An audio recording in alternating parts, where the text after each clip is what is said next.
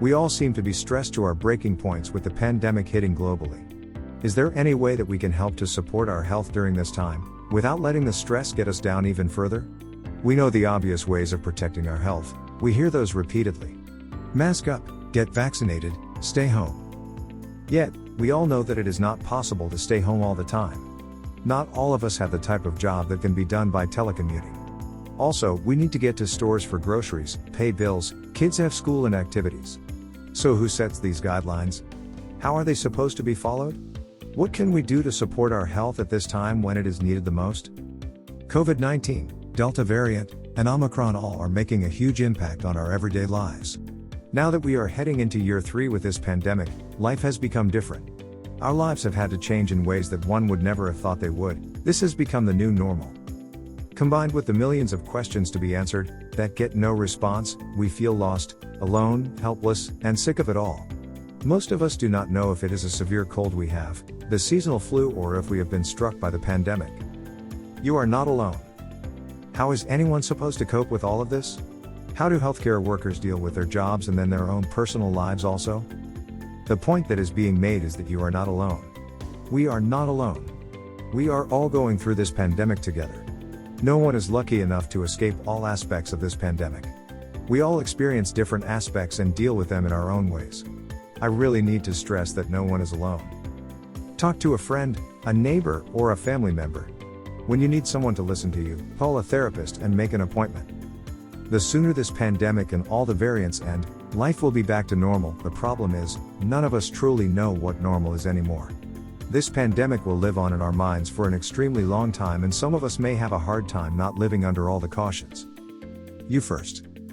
In order to take care of your family, you need to be the best you can be also. This means making sure that you are rested, that you are eating nutritional foods, and finding ways to stay in touch with family and friends that you cannot go to visit. Stress is the biggest issue to deal with. When you feel stressed, your emotions feel like they are all over the place. You will feel anxious, scared, sad, helpless, and discouraged. All of this leads to symptoms of headache, fatigue, sleeplessness, and muscle tension. It is not just those that can occur. You could also experience a lack of concentration, loss of interest, physical and mental health may worsen. That is why we need to find ways to keep our health a top priority during this pandemic. What you can do. Other than the recommendations from the CDC and health departments that include masking up if you leave the house, washing your hands anytime you touch something, including yourself, getting vaccinated and getting your booster shot, and staying home if you feel sick, there are other ways to support your health. Stay in touch. Being alone is not helpful in times such as we are experiencing. You need to stay in touch with family and friends even if you cannot visit them in person. Using applications like FaceTime, Zoom, or video calling allows you to see each other and visit. It is not the same as person to person, however, you still get to speak.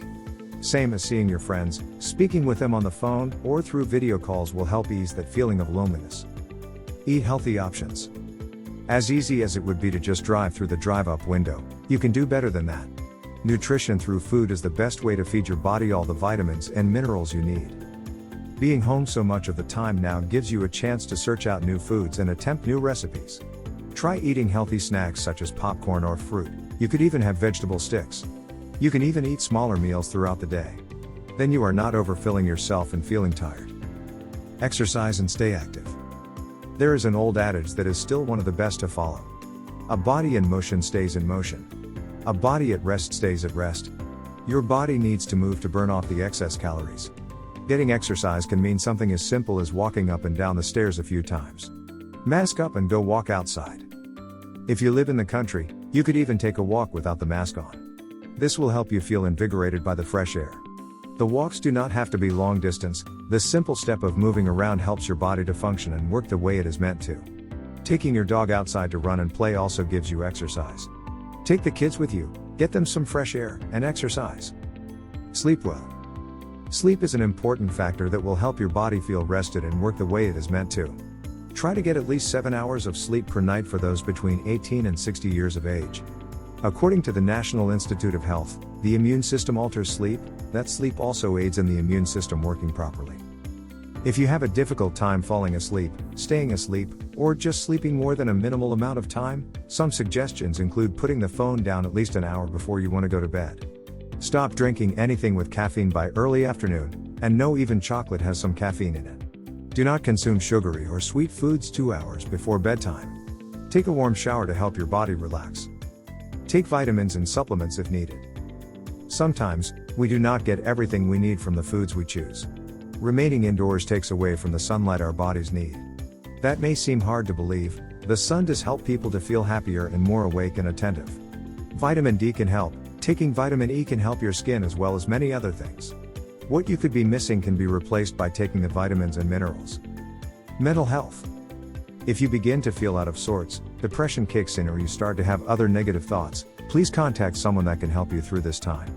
Talking about your problems or how you are feeling is important for your mental health. You are probably thinking that people hear enough of it and you do not want to bother them. Stop and think about this. Maybe speaking to them about how you are feeling, it will help them feel okay about speaking to you or someone else about how they feel. If your mental health is hurting in even the smallest way, find someone to talk to. There are even apps you can find on your phone or computer to speak with a professional. Maintaining your mental health by utilizing the available applications is all confidential. Most insurances will pay for it. Most importantly, you will feel better. Stick with routine medical appointments. For those who have current medical issues, such as diabetes, you need to continue with all medical appointments and testing so that your health does not deteriorate. If there is a medical concern you have currently, most clinics are holding video appointments to speak with your physician. Calling and speaking with a nurse can give the answers you may be looking for or need. The nurse will take down symptoms and speak with the physician, then will contact you back. He or she will tell you if you need to set up an appointment or if there is something you can try over the counter. Even though they are busy, your medical professionals will not leave you hanging. They are there to help you.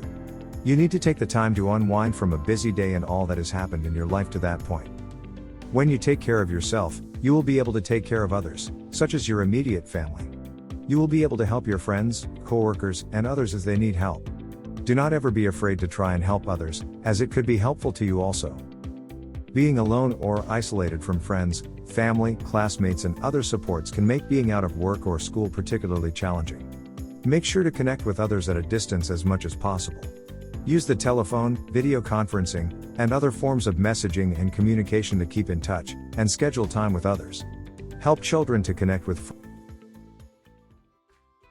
If you enjoyed this video, kindly press the like button.